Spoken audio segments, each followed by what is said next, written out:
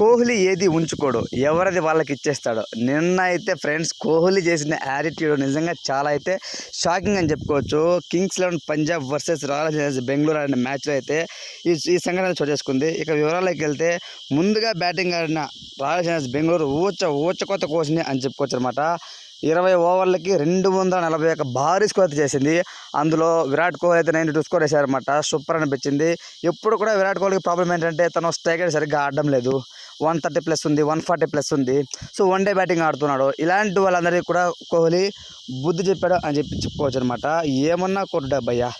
అలానే పాతిదార్ కూడా చాలా బ్రహ్మాండంగా ఆడారనమాట. పాతిదార్ అవుట్ అయిన తర్వాత గేర్ మార్చి విరాట్ కోహ్లీ కొన్ని 6 చూస్తే నిజంగా మైండ్ బ్లోయింగ్ అనిపించింది. సో అనూహ్యంగా తనైతే 92 స్కోర్ వద్ద అయితే అవుట్ అయ్యారనమాట. సో వాళ్ళకైతే టార్గెట్ 241తో బరిలోకి దిగిన కింగ్స్ 11 పంజాబ్.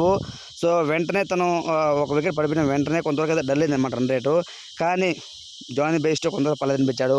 రీలీ రూసో వచ్చి అద్భుతంగా అయితే ఆడారనమాట. హాఫ్ ఇన్ చేసిన తర్వాత తనైతే ఒక పోజ్ ఇచ్చాడు ఫ్రెండ్స్, ఒక పోజ్ ఇచ్చాడు. ఆ పోజ్ చూసి విరాట్ కోహ్లీ కానివచ్చు, ఆర్సీబీ ఫ్యాన్స్ అంతా కొంతవరకు అయితే మండిందనమాట.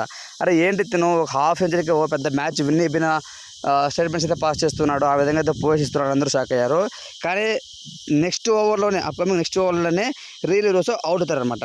వెంటనే విరాట్ కోహ్లీ తనకు ఒక బుల్లెట్ లాగా చూపిస్తూ అట్లా కాల్చినట్టు అవన్నీ చేయడం చూసి చాలా అయితే ఆర్సీబీ అభిమానులు అయితే ఎవరితోనే ఆర్సీబీ టీంతో ముఖ్యంగా విరాట్ కోహ్లీతో పెట్టుకోవద్దు. ఏదో వచ్చామా ఆడామా వెళ్ళామా అన్నట్టే ఉండాలి తప్ప సో ఈ పోజెస్ ఇవన్నీ మాతో కాదు అంటూ వాళ్ళైతే కామెంట్ చేస్తున్నారు. సో నిన్నైతే ఓవర్గా అయితే వాళ్ళైతే అవుట్ అయిపోయారన్నమాట. 181 స్కోర్కి అయితే అవుట్ అయిపోయారు. సో ఈ విషయం పక్కన పెడితే నిన్న ఓటమితో కింగ్స్ 11 పంజాబ్ ఇంటి దారి పట్టింది. సో ముంబై ఇండియన్స్ అయితే ఫస్ట్ ఎలిమినేట్ అయిపోయింది. దాని తర్వాత సెకండ్ ఎలిమినేషన్ వచ్చేసి కింగ్స్ 11 పంజాబ్. ఆర్సీబీ కూడా స్టిల్ అయితే ఛాన్సెస్ ఉన్నాయన్నమాట. సో అప్కమింగ్ మ్యాచెస్ అన్ని మ్యాచెస్ గెలిచి వాళ్ళు రన్ రేట్ మెరుగుపరుచుకొని ఉంటే మాత్రం ఖచ్చితంగా క్వాలిఫై అవుతారు.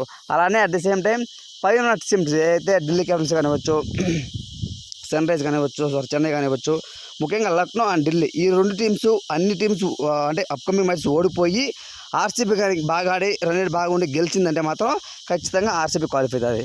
ఆర్సీబీ కానీ క్వాలిఫై అయితే ఖచ్చితంగా ఈసారి కప్ నమ్మదే అని అంటూ అభిమానులు కూడా కామెంట్స్ అయితే పెడుతున్నారు. ఫ్రెండ్స్ నిన్న జరిగిన మ్యాచ్పై మీ ఒపీనియన్ కామెంట్ తెలియచేయండి. Thanks for watching.